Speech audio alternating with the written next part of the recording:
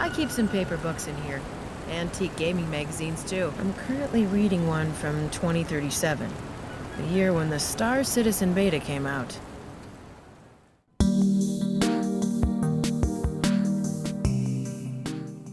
This is a great month for old new games. We have Voodoo Detective, Turtle, Shredder's Revenge, Final Vendetta and now Bornpunk.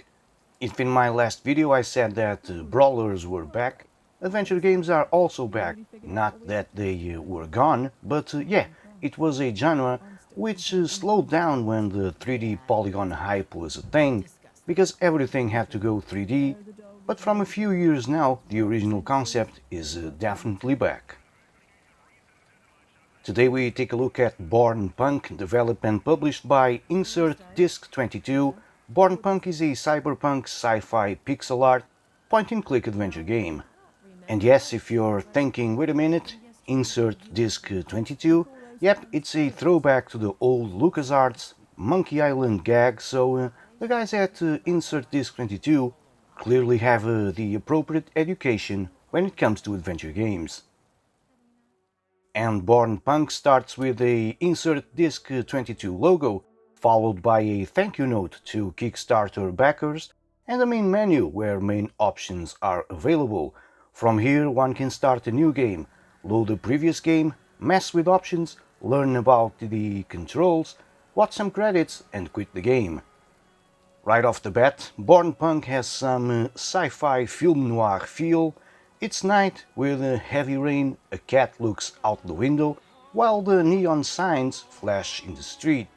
I do get a Blade Runner feel in the main menu screen with some classic industrial sounds in the background, and in case you haven't noticed, yes, I do love Blade Runner.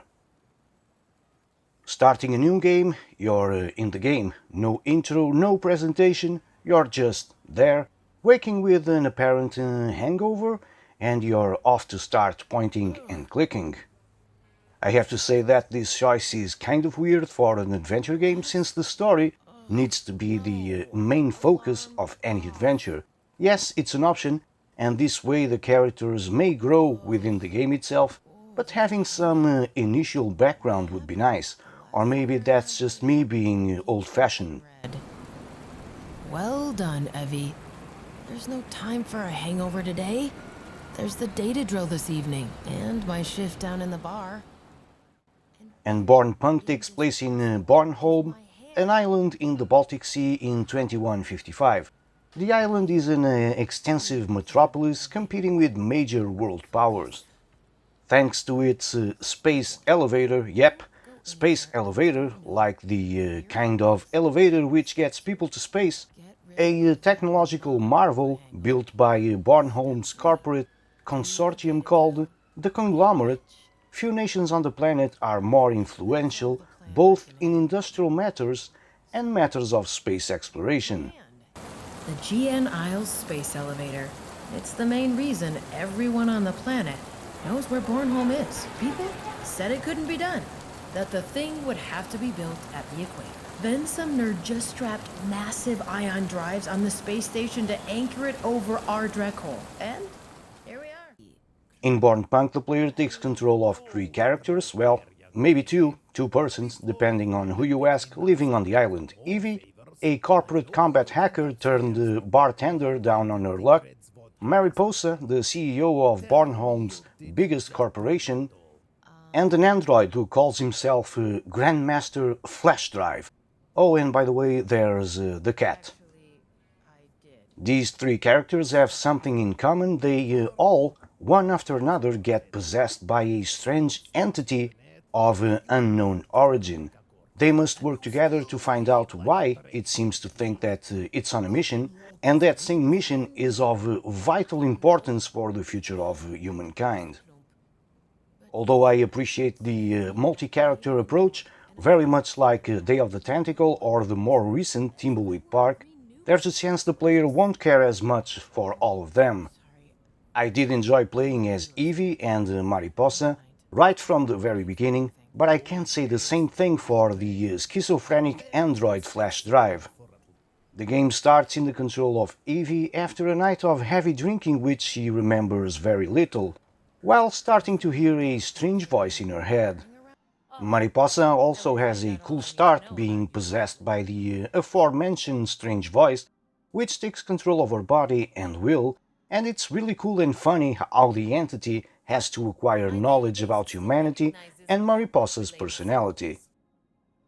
As for Grandmaster Flash Drive, his story starts very abruptly with him talking like a gangster from the hood, wanting the stuff but not having any creds, and the Russian dude selling kebabs and liking birds, holy drek. It's a lot of information which gets lost along the way. Doesn't bitch out just because he's running out of juice. I'm straight out of Haven. That OG street dealer over there, he's supposed to hustle what the Flash needs. This beginning made me not care about Flash Drive that much, and I found him somewhat annoying, despite being one of the main characters, but hey, 2 out of 3 is fine by me. As previously mentioned, a former combat hacker, a computer CEO and a malfunctioning android get possessed by a mysterious, strange entity and must band together to save themselves and uncover the entity's origin. The game plays like your typical point-and-click adventure, talk, puzzle, and explore your way through the story.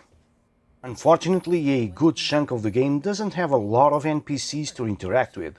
In each screen, which you cannot leave until you solve all the puzzles and get all the intel, you have a couple of NPCs and, in some cases, none, leaving you to interact only with objects and combine them to make something work or get them into your inventory. Controls are very simple. All the game can be played with the mouse alone. Point and right-click on stuff to see what it is, left-click to interact with it. Mouse wheel up brings the inventory to the screen, and mouse wheel down shows your log, which has some useful information.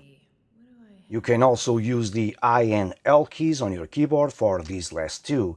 There's nothing more simple than a point-and-click adventure game, and Insert Disc 22 didn't try to reinvent the wheel, which is very nice to see. The usual hotspot indicator in adventure games is present, meaning that the cursor changes when an interaction is available, and if you long press the left mouse button, all the interactions are shown on screen, working like some sort of hints option when you feel stuck. As for the game itself, get ready for some old-school pixelation. It naturally and deliberately doesn't have excellent animations, but it has a very distinct and appealing visual aesthetic with its punk noir theme going on. Nevertheless, the game is bright and colorful, fitting well with this theme. The backgrounds are of note, as they work well with the characters' designs. Every area has that buzzing neon feel, which is both beautiful and unsettling.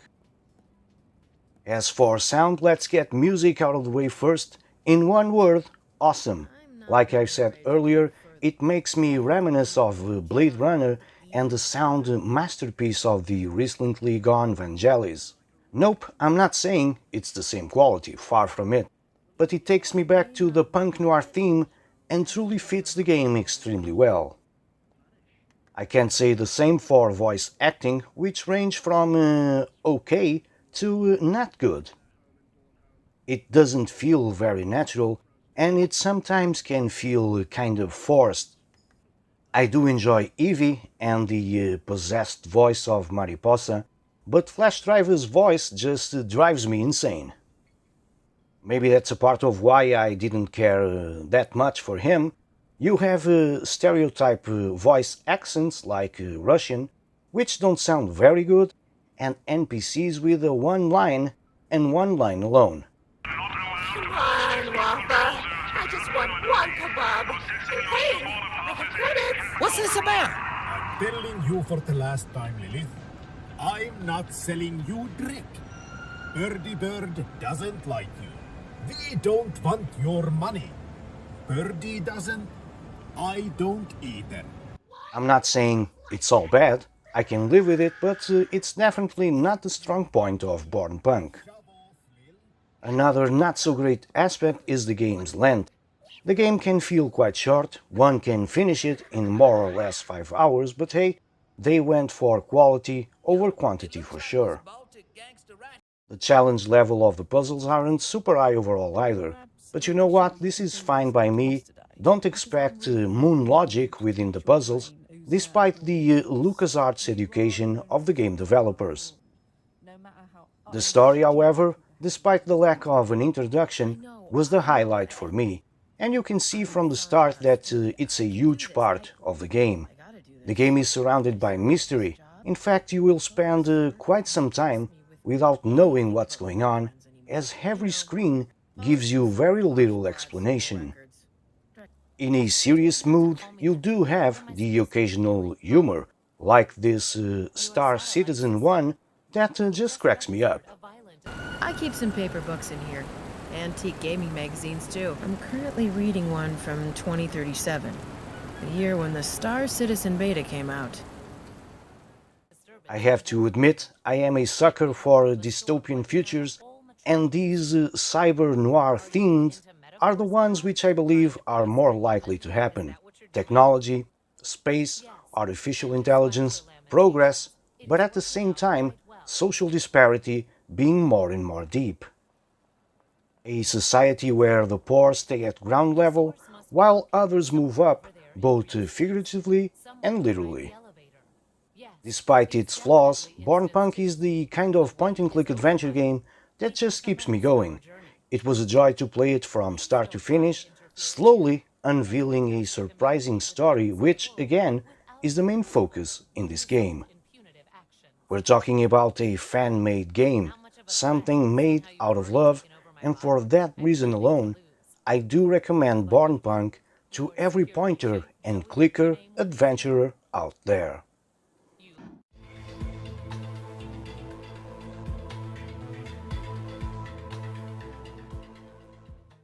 And you know what else I recommend? Checking the other videos I have in this channel, which you are watching at the moment, so feel free to check those out.